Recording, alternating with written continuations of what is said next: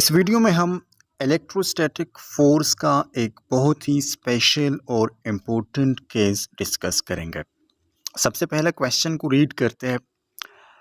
कहते हैं कि कूलम्बिक फोर्स या कूलम्स फोर्स या इलेक्ट्रोस्टैटिक फोर्स वो फोर्स जो दो चार्जेस के बिटवीन होती है।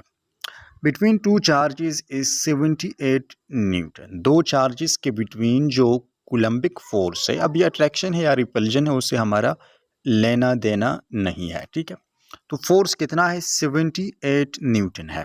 अब क्या कहते हैं? If these charges are immersed in water then the force will become. अब इन दोनों चार्जेस को हम वाटर में रखते हैं।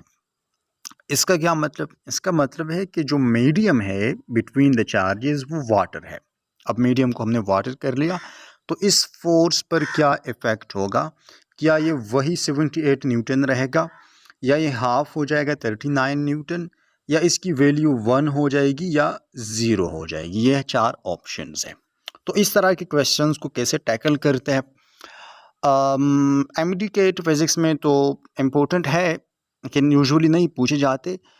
ये इस तरह के क्वेश्चंस इंडिया के जो नीट एग्ज़ाम है, जेईई मेंस है, उसमें पूछे जाते हैं। लेकिन आपको पता है कभी कभी हमारे जो साहबान मुबारकान हैं जो हमारे एमडीकेट का टेस्ट बनाते हैं, तो वो कभी कभी इंडियन बुक से और इंडियन टेस्ट से कॉपी पेस्ट करते हैं। तो चांसेस है कंसेप्ट को समझे और जेब में रख के काम आ सकता है। ठीक है, आपको पता है इलेक्ट्रोस्टैटिक फोर्स के बारे में कि उस पर मीडियम का इफेक्ट होता है।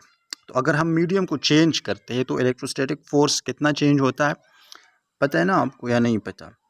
जो मीडियम को चेंज करने के बाद इलेक्ट्रोस्टैटिक फोर्स होता है एफ डैश, तो वो ओरिजिनल इलेक्ट्रोस्टैटिक फोर्स या उससे पहले या जो जब एयर मीडियम होता है उस electrostatic force divided by dielectric constant of that medium. उस मीडियम का जो डाई इलेक्ट्रिक कॉन्स्टेंट है तो उसके इक्वल होता है। डाई इलेक्ट्रिक कॉन्स्टेंट को किस चीज़ से रिप्रेजेंट करते हैं? नहीं, एप्सिलॉन से तो नहीं करते, के से रिप्रेजेंट करते हैं। ठीक है, के क्या है? ये डाई इलेक्ट्रिक कॉन्स्टेंट है। तो ये फार्मूला आपको याद होनी चाहिए। अब वाटर के अलावा कोई दूसरा मीडियम हो तो हम यहाँ पर उसका डाइलेक्ट्रिक कांस्टेंट पुट करेंगे, लेकिन यूजुअली वाटर ही पूछा जाता है, ज़्यादा टेंशन की ज़रूरत नहीं है। अब एफ क्या है? एफ हमारा ओरिजिनल फोर्स है जो कि इस केस में हमें गिवन है कि ये 78 न्यूटन है। कितना है? 78 न्यूटन है। और वाटर का डाइलेक्ट्रिक कांस्टेंट कितना है वो भी आपको वैल्यू याद होनी चाहिए। याद रखिए कि जो डाई इलेक्ट्रिक कांस्टेंट है इसकी वैल्यू फिक्स नहीं होती। ये टेम्परेचर के साथ या फ्रिक्वेंसी के साथ या वाइब्रेशंस के साथ इसकी वैल्यू इधर उधर हो सकती है, मतलब कोई किसी रेंज में होती है। ये फॉर एग्जांपल जो ग्लास है ना, ग्लास के लिए 4 से लेकर 9 इसके बिटवीन इसकी वैल्यू होती है डाई इलेक्ट्रिक कांस्टेंट की। तो डिफरेंट बुक्स में या इंटरनेट पर डिफरेंट मुख्तलिफ जगहों पर आपको मुख्तलिफ वैल्यूज़ मिलेगी, लेकिन जो हमारे पाकिस्तान के टेक्स्ट बुक में वैल्यूज़ यूज़ होती है वो 78 ही है। डाइलेक्ट्रिक कांस्टेंट ऑफ वाटर की वैल्यू 78 यूज़ होती है। समटाइम्स 80 लिखा होता है, लेकिन हम 78 को यूज़ करेंगे। अब 78 डिवाइड बाई 78 किस चीज़ की इक्वल होता है? Equal to 1। तो हमारा आंसर क्या होगा?